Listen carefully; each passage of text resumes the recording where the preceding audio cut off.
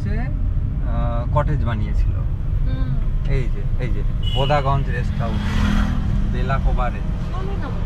না মনে হয় এখান থেকে কি দেখা যাচ্ছে নাকি? চলে গেল, ছিল এখানেই ছিল। সবসময় মিস করছি কেন হ্যাঁ আমরা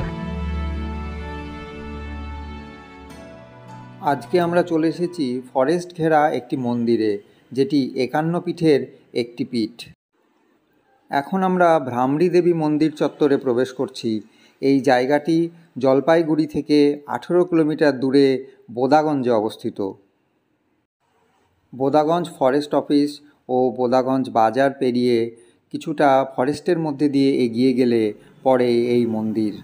আমরা গিয়েই একটু অবাক হয়ে গেলাম, কারণ দেখলাম অনেক লোকজন দাঁড়িয়ে আছে।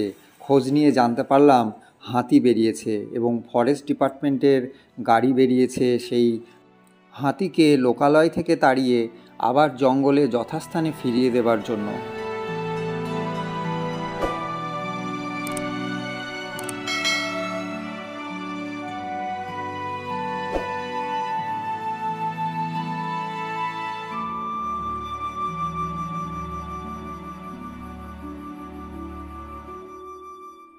মন্দিরের সামনেই এরকম পূজা সামগ্রীর দোকান রয়েছে, যেখানে ফুল, মিষ্টি, ধূপকাঠি, প্রদীপ ইত্যাদি দিয়ে ডালি সাজিয়ে দেয় পূজা দেওয়ার জন্য।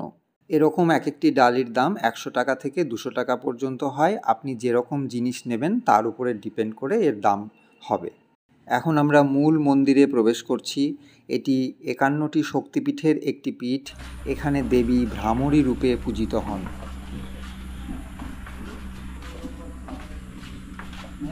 মন্দিরের পাশেই এক বিশালাকার বট গাছ রয়েছে। এই বট গাছের বাঁ দিকে মূল মন্দির, আর ডান দিকে আরেকটি নতুন করে মন্দির স্থাপন করা হয়েছে। মূল মন্দিরে প্রবেশ করে ডান দিকে রয়েছে দেবী মূর্তি। সেখানে পূজা দিয়ে আরেকটু এগিয়ে গেলে পাওয়া যাবে একটি পাতাল ঘর, যেখানে রয়েছে প্রস্তর নির্মিত একটি পা, যেখানে ভক্তজনেরা প্রদীপ জ্বালিয়ে পূজা দিচ্ছেন। মন্দির চত্বরটি অত্যন্ত মনোরম পরিবেশ। এই মন্দিরটি বৈকুণ্ঠপুর ফরেস্ট রেঞ্জের মধ্যে পড়ে।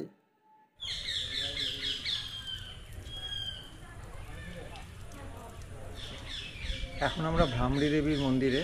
এটি 51 পীঠের একটি পীঠ। এখানে মায়ের বাঁ পায়ের অংশ পড়েছিল। চারিদিকে ফরেস্ট, তার মাঝখানে এই মন্দির। খুব অপরূপ নৈসর্গিক সৌন্দর্যের মধ্যে এই মন্দির। পূজা দেওয়ার পরে মন্দিরের পাশের বটগাছে সুতো বেঁধে দেওয়া এখানকার একটি প্রথার মধ্যে পড়ে।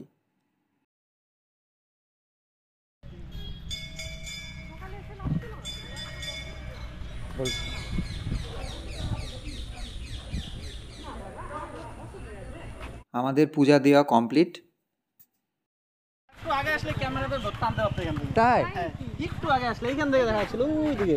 আরে যা মিস করলাম। একটু আগে আসলে এখান থেকে জুম করে দেখতে পারতো। ওইদিকে চলে গেছে না ওইদিকে যায় না, এই ফরেস্টেই আছে, ঠিক আছে।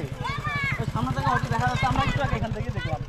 আরে আরে আরে ওইদিকে চলে যাচ্ছে। ওইদিকে চলে যাচ্ছে না, মানে এইটুকু জায়গার মধ্যে ঘোরাঘুরি করতেছে, বুঝলা। ভ্রামরী দেবীর মন্দিরে যখন আমরা এসে প্রবেশ করলাম, তার একটু আগেই দেখলাম অনেক মানুষ জটলা করছে। তাদের কাছ থেকেই, লোকাল মানুষ, তাদের কাছ থেকেই খবর পেলাম যে এখানে হাতি বেরিয়েছে। 4-5টি হাতির দল ঘুরে বেড়াচ্ছে। মাঝে মাঝে তাদেরকে একটু দেখাও যাচ্ছে। তা আমরা পুজো দিয়ে বেরোনোর পরে একটুর জন্য মিস করলাম। আছে, এখন যদি বেরোই তাহলে আমরা এখানে হাতিও দেখতে পাবো। দেখা যাক। এখন আমরা টিফিন করব। এখানে টিফিনের কতগুলো দোকান রয়েছে, সেই রকমই একটা দোকানে এসেছি। এই যে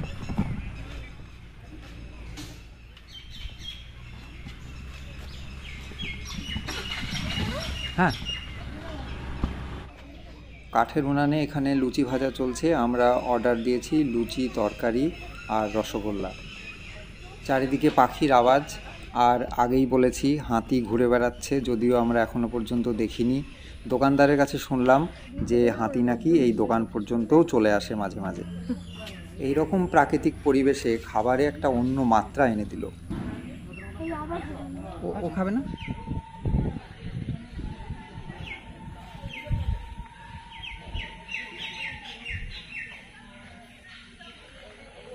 ভ্রামরী দেবীর মন্দিরের চারিদিকেই ফরেস্ট, আর এই যে ডান দিকে তিস্তা নদীর চর।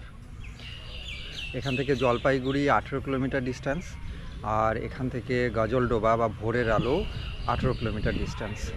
আমরা আসার পর থেকেই এই যে পিছনের যে ফরেস্ট দেখা যাচ্ছে, এই ফরেস্টের থেকেই হাতি বেরিয়েছিল। তারা এই যে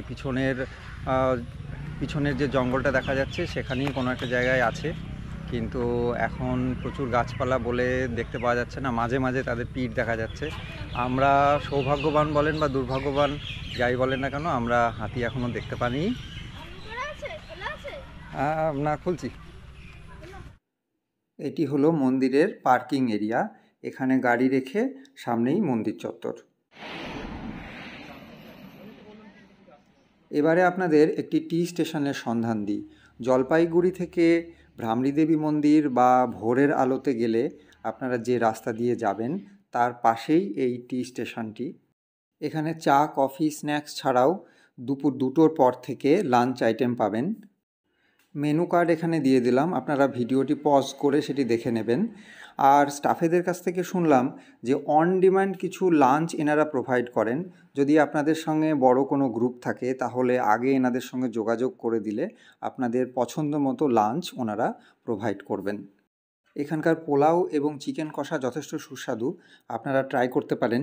এই রেস্টুরেন্টটির নাম হলো পোলাও পার্বণ, তাই মনে হলো নামের সাথে মিলিয়ে ওনারা পোলাও আইটেমটি যথেষ্ট যত্ন সহকারেই রান্না করেন।